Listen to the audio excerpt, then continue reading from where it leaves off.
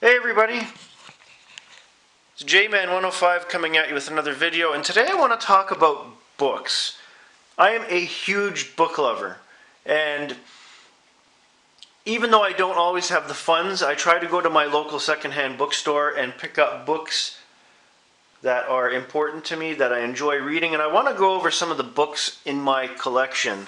Starting with one of my favorite books of all time, and this is The Hunt for Red October by Tom Clancy. I absolutely adore this book. Tom Clancy is an excellent writer.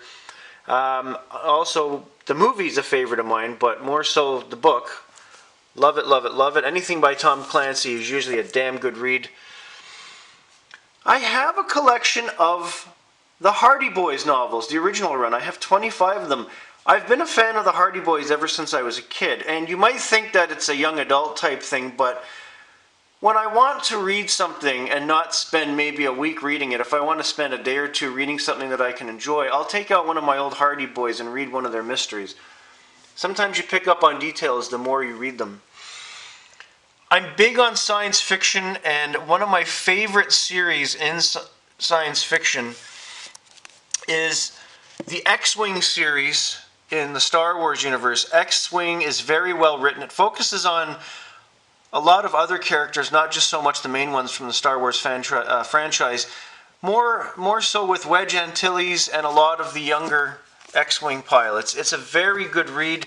I have 4 out of the series. I've read 5 of them. I'm going to have to get a couple more yet. Also, if you want a really, really good trilogy, in my opinion, that should have been made into a Star Wars movie trilogy, the Corellian trilogy.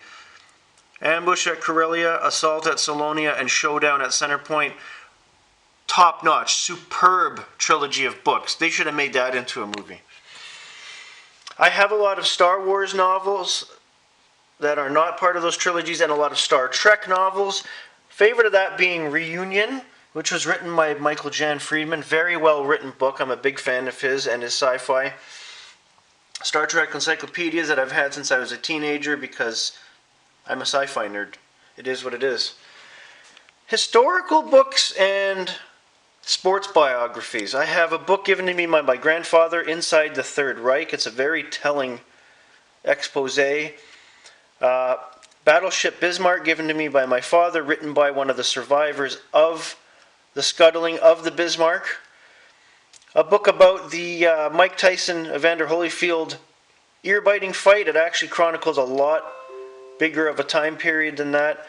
A biography on George Chuvalo, which I haven't started yet. I got it for free. Thomas Hauser's The Boxing Scene. Superb book. I've got books on Blue Jays, hockey, Monsters, which is a story of the 1985 Chicago Bears. I just finished this recently. Again, superb. I have cookbooks.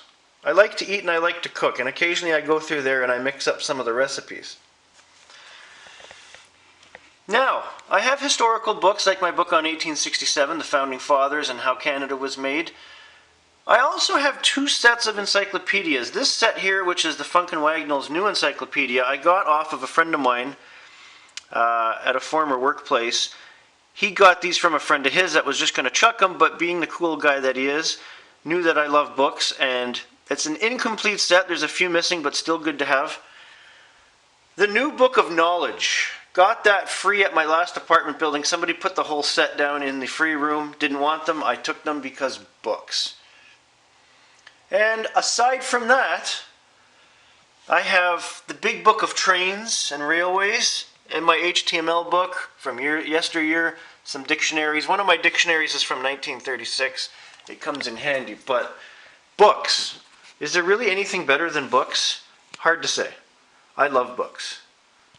Give a hoot. Read a book.